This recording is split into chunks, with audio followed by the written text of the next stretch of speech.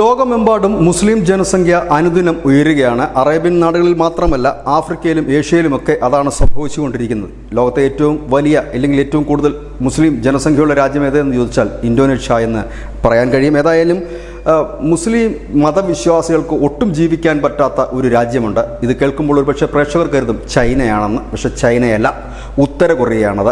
അവിടെ കേവലം 3000-നടുത്ത് മാത്രമാണ് മുസ്ലിം മതവിശ്വാസികളുള്ളത്. അതിന് പ്രധാന കാരണം ഇവിടെ മുസ്ലിം മതം നിരോധിക്കപ്പെട്ടിരിക്കുകയാണ്. ഇവിടെ ആകെയുള്ള ഒരു മസ്ജിദ് ഇറാനിയൻ എംബസിയിലാണ്. അതാകട്ടെ ഉത്തര കൊറിയയുടെ തലസ്ഥാനമായ പോങ്യാങ്ങിൽ സ്ഥിതി ചെയ്യുന്ന ഇറാൻ എംബസിക്കകത്താണ് ഈ ഇറാനിയൻ മസ്ജിദ് ഉള്ളത്. ഇവിടെ പ്രവേശനം ഇറാനികൾക്ക് മാത്രമാണ്.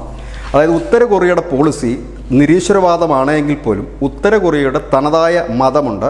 ഷാമനിസം, അതുപോലെ കോണ്ടോയിസം ഒക്കെ തുടങ്ങിയത് അവരുടെ ആ രാജ്യത്തിനുള്ളിൽ നിൽക്കുന്ന മതങ്ങളാണ്. അതിനെ ആവോളം പ്രോത്സാഹിപ്പിക്കുമ്പോൾ ബാഹ്യ മതങ്ങളെ അവിടെ നിരോധനം ഏർപ്പെടുത്തിയിരിക്കുകയാണ്. പ്രത്യേകിച്ച് ഈ ഇസ്ലാം മതത്തിനൊക്കെ അവിടെ നിരോധനമാണ്.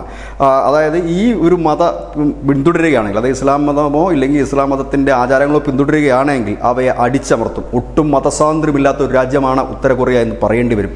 ചൈനയിൽ പോലും അങ്ങനെയില്ല.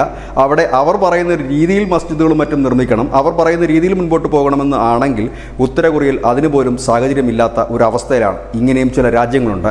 കിം ജോങ് ഉന്നിനെക്കുറിച്ച് കൂടുതൽ പറയേണ്ടതില്ല. അദ്ദേഹം ഭരിക്കുന്ന ഒരു രാജ്യത്തെക്കുറിച്ച് ഇതിലപ്പുറം ഒട്ടും പ്രതീക്ഷിക്കുകയും വേണ്ട. News desk, news India Malayalam.